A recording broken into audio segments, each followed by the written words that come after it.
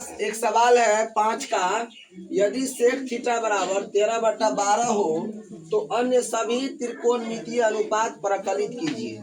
ठीक है, तो आप सभी को मालूम होगा त्रिकोणमितीय निष्पत्तियां कितने होते हैं। 6 निष्पत्तियां होते हैं, जिसमें एक दिया हुआ है सेक थीटा बराबर 13/12। तो चलिए आप लोग बढ़िया समझिए। एक हम यहाँ पर समकोण त्रिभुज ले लेते हैं। आप लोग को बताए थे त्रिकोणमिति में इस तरह का सवाल यदि हम बनाएंगे तो सबसे पहले हमको समकोण त्रिभुज का सभी भुजा का मान पता होना चाहिए। ये सभी को मालूम है।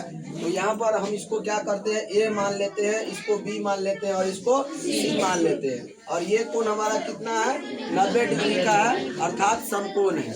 अब देखिए हमारे पास एक दिया हुआ है, क्या दिया हुआ है, सेक थीटा बराबर 13/12। क्योंकि सेक थीटा बराबर आप लोग को मालूम होगा क्या होता है, सेक थीटा बराबर कर्ण बटा क्या होता है, आधार। तो आप देखिए ऊपर में 13 है, नीचे में 12 है, तो कर्ण का मान कितना होगा 13 और आधार का मान कितना होगा। आप सभी को मालूम होगा ये बड़ी भुजा कर्ण है, इसको हम लोग 13 लिख देते हैं और इसको कितना लिख लेंगे 12। आधार का कितना मान हो गया 12। अब आपको देखना है कर्ण और आधार का मान तो पता चल गया, और हमको किसका मान निकालना है, लंब का। तो आप लोग याद कीजिए पाइथागोरस परिमेय। कौन सा परिमेय, पाइथागोरस परिमेय। पाइथागोरस परिमेय क्या कहता है, आप सभी को मालूम होगा, कर्ण स्क्वायर बराबर लंब स्क्वायर प्लस आधार स्क्वायर। या नहीं तो अगर आपको लंब स्क्वायर बराबर बोलना है तो कर्ण स्क्वायर माइनस आधार स्क्वायर। अब देखिए पाइथागोरस परिमेय से हमको किसका मान निकालना है, लंब का। तो लंब ए बी ना है, तो ए बी स्क्वायर बराबर हम लोग लिख लेंगे तो ए सी स्क्वायर माइनस में बी सी स्क्वायर। इतना तक किसी को दिक्कत नहीं ना है। अब चलिए ए बी स्क्वायर बराबर फिर से लिखते हैं, ए सी का मान कितना है 13, तो 13 का स्क्वायर, बी सी का मान कितना है 12 का स्क्वायर। अब ए बी स्क्वायर बराबर फिर लिखेंगे 13, 13 कितना होता है 169, 13 का वर्ग होता है 169, 12 का वर्ग कितना होता है 144, 12 का वर्ग कितना होता है। अब देखिए बच्चों ए बी स्क्वायर बराबर फिर लिखेंगे 169 में से 144 जगह कितना बचेगा, अब 25 बचा। अब हमको ए बी का मान निकालने के लिए स्क्वायर हटाना पड़ेगा, ये रूट के अंदर जाएगा, इसका मान कितना हो जाएगा। तो बच्चों आप बताएंगे कर्ण लंब का मान कितना हो गया, 5 हो गया। अब सभी भुजा का मान पता चल गया।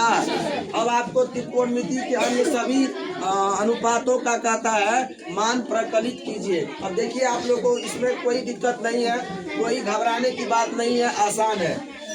सेक का तो पता चल गया। अब हम बारी बारी से साइन से स्टार्ट करते हैं। साइन थीटा बराबर क्या होता है, लंब बटा कर्ण। अब देखिए लंब यहाँ पर ए बी है, कितना है, कर्ण कितना है। अब यहाँ पर लंब का मान कितना है 5, कर्ण का मान कितना है, एगो का मान निकल गया। अब साइन के बाद क्या आता है कॉस, कॉस थीटा बराबर मालूम होगा आधार बटा क्या होता है कर्ण। आधार हमारा क्या है BC, कर्ण क्या है हमारा AC। देखिए कितना मजा आता है बनाने में। आधार का मान हो गया 12 और कर्ण का मान कितना हो गया, इसका मान 12/13 हो गया।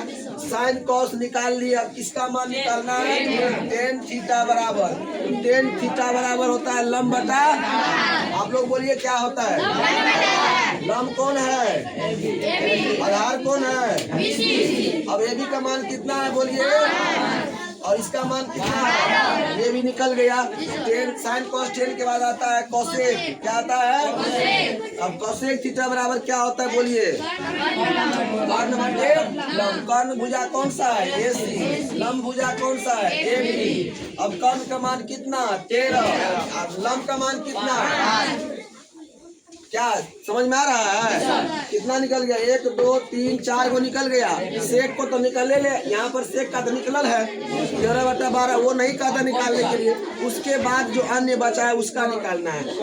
कोसेक के बाद क्या बचल है कॉट। कॉट थीटा बराबर क्या होता है बोलिए, आधार बटे आधार वाला भुजा कौन सा है और लंब कौन सा है। आप लोग बोलने में बड़ा धीमी गति रखते हैं, थोड़ा बोलिए। आधार का मान हो गया 12, लंब का मान कितना है? क्या यही ना आंसर है आपकी किताब में? तो अच्छा लगा आप लोगों को सवाल? समझ में आया? तो ठीक है, उतारिए।